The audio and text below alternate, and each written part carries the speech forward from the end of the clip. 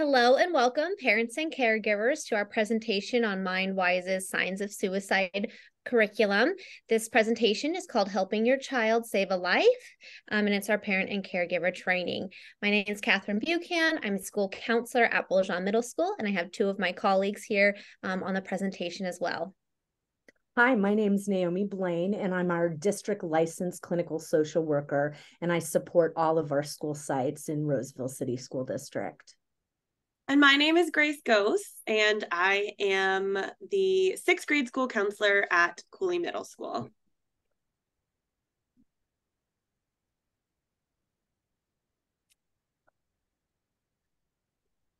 So I want to pause and acknowledge that suicide can be a challenging topic for everyone.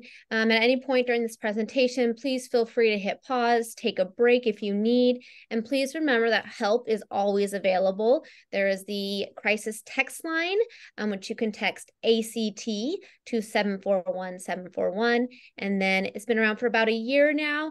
The National Suicide Prevention Lifeline number is 988, and that's available 24/7. Going to go over our agenda for today. Like I said, our presentation is called Helping Your Child Save a Life.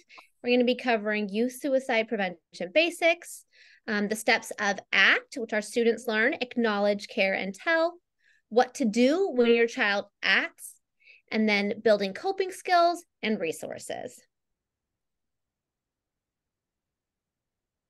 Naomi is going to take it from here. So this cube is a visual for the complex mix of factors that could lead someone to think about suicide. One of the factors is untreated depression. The majority of people who die by suicide have a mental health disorder, most commonly depression. These mental health conditions are treatable, but many kids struggle with getting help. When depression goes untreated, a young person may begin to feel so hopeless that they consider suicide. Another factor is drinking or drug use. Many young people who struggle with depression also struggle with alcohol and or drug use. And we would like you to talk with your child about the dangers of using alcohol or drugs to cope with negative emotions. If you are aware of your child using substances, we encourage you to seek help. Another factor is access to guns. Suicide crises are often short-term, but having access to a gun makes it easier to carry out the act in an instant. Many people keep unlocked guns in their homes, making them easy to get, quick, and deadly for any young person. We know reducing suicide risk is by not storing a gun in your home. If you choose to keep a gun in your home, keep it locked, unloaded, and lock or store ammunition separately. Another factor could be thoughts of suicide. When someone has thoughts of suicide, it does not necessarily mean wanting to die. Instead, the person is trying to solve the problem of intense emotional pain and hopelessness. People generally don't want to die. They want the pain to stop. So how can we? How can we prevent suicide? And it's parents, caregivers, and guardians that really play an important part in keeping our young people safe. We want to note that there are many areas where we can intervene before someone reaches the point of considering suicide. We want to enable feelings of hope in our youth. We want to prevent access to guns. We want to encourage healthy habits, coping skills. We want to get treatment for depression, as well as we want to connect our young people to peers and trusted adults. We know that there are many areas that we can intervene before someone reaches the point of considering suicide. We know that when young people get treatment for depression or suicide use, they begin to feel much better. Building connections with peers and adults, as well as these healthy coping strategies, can buffer young people during difficult times.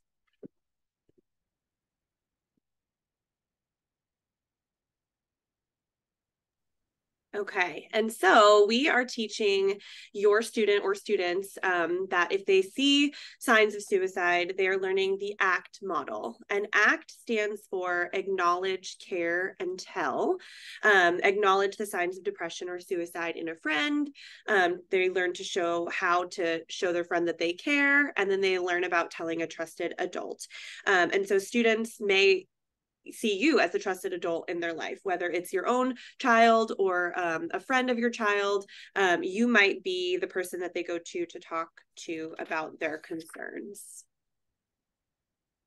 And so the first step is to acknowledge the warning signs. So most people give clues that they are thinking about suicide. And some of those warning signs include anger, big changes in behavior or withdrawal from family or friends, hopelessness, sleeping either more or less, drinking or drug use, overwhelming pain, and then talking about suicide.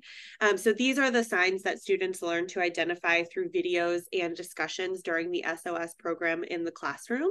And it's important for parents and caregivers to know these warning signs as well. And so the next step is to show that you care. Students are learning about the power of listening to their friends and showing that they care. It's important that you encourage students to practice the active listening when they are concerned about a friend.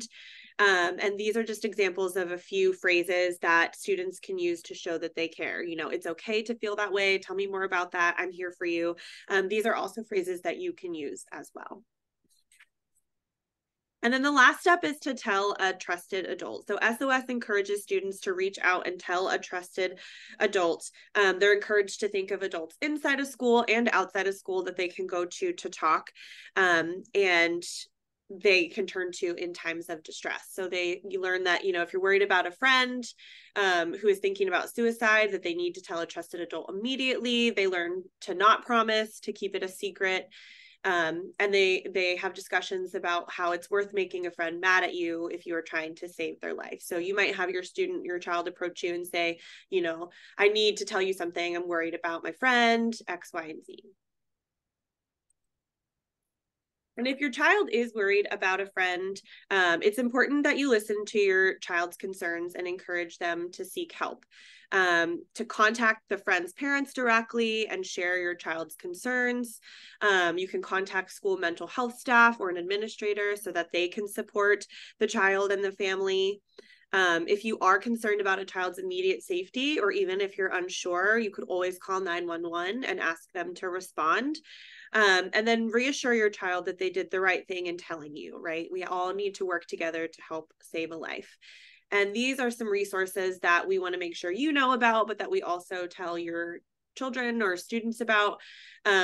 The Suicide and Crisis Lifeline. So anyone can dial 988 from anywhere and be connected to a crisis response advocate, or they can text ACT to 741-741. You can also contact, you know, your child's pediatrician if you're concerned, their school counselor, or again, for any immediate safety concern, you can always call 911. And so managing your reactions, just remember that you don't need to be an expert or to have all the answers. Give yourself permission to be human. It's very common to feel uncomfortable with this topic or worry about, you know, saying the wrong thing, or saying something at the wrong time. Make sure that you talk to a supportive person beforehand and that you debrief after. Make sure to take care of yourself. And most importantly, again, never keep what you learn a secret. There are 3 counselors at every middle school. And so you can reach out to your child's school counselor if you have any questions, need any support with this topic or these conversations. So now we're going to be talking about how we can continue to build protective factors in our youth. We know that some students thrived, you know, during distance learning, and others struggled without their favorite sports activities or access to trusted adults. We want you to find ways with your child to figure out ways to stay connected, to participate in activities, whether it's in the community, whether it's at school, extracurricular activities that can include sports or faith-based organizations, anything to connect the youth with friends. Also, we encourage to let your child know that you're always ready to listen without making a judgment statement. Whether they're concerned about a friend or struggling themselves, they do not need to worry alone. We know that building coping strategies help individuals, including our young people, deal with unpleasant feelings, during hard times. We as caregivers, guardians, and parents can really encourage our children to build coping strategies. We want to help our children brainstorm, their favorite coping strategies, having them stay active, maybe writing down what they're grateful for, talking to friends and family, listening to music. It would be wonderful to really sit down and work with your teen, and talk about their favorite coping strategies. It could be playing or snuggling with a family pet. It can be escaping into a book or TV series, or getting competitive in sports or games.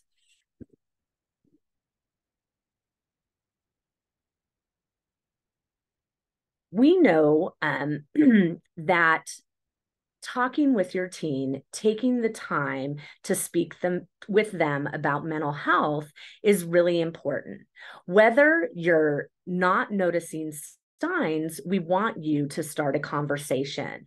We know that feelings of depression or anxiety are often hidden because youth are confused, embarrassed, or just uncomfortable talking about it. We know that teens often worry that talking to their parent or caregiver will just cause more problems. We want your children to know that they can talk to you.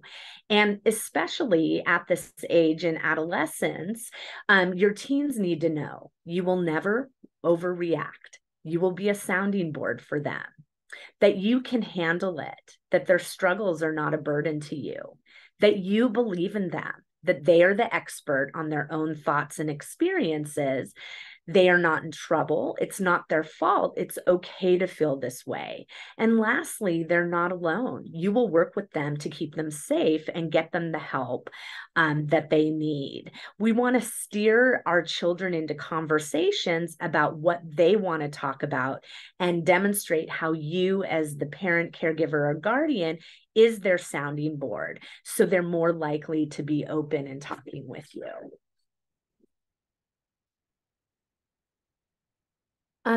Sometimes we struggle with the actual words to say when it comes to talking about suicide. Rest assured that asking someone about suicide will not put the idea in their head. Instead, it lets them know that you can see how much pain they are in and that you want to help. If you are concerned that your child might be thinking about suicide, you can ask them. This is a difficult conversation no matter what. If it's too difficult to have the conversation alone, enlist help. Another parent, a relative, your child's school counselor, your pediatrician, or a national helpline can all support you in talking to your child. We all know that sometimes it's tough to get our teens to talk to us. So here are some tips for getting teens to talk, especially in those challenging times.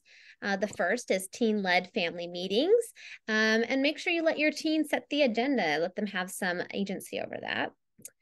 If the subject comes up in a movie or a TV show, have a discussion about it. When you're out for a walk, the relaxed atmosphere can make it easier for some teens to open up. Taking a drive, sometimes it's easier to talk about these difficult topics without eye contact and something else going on. Continuing the conversation or having multiple mini conversations on a regular basis instead of one big talk or lecture. And then enlist other trusted adults, like Naomi mentioned. Sometimes a grandparent or trusted aunt or uncle can really break through when the parents have been shut out.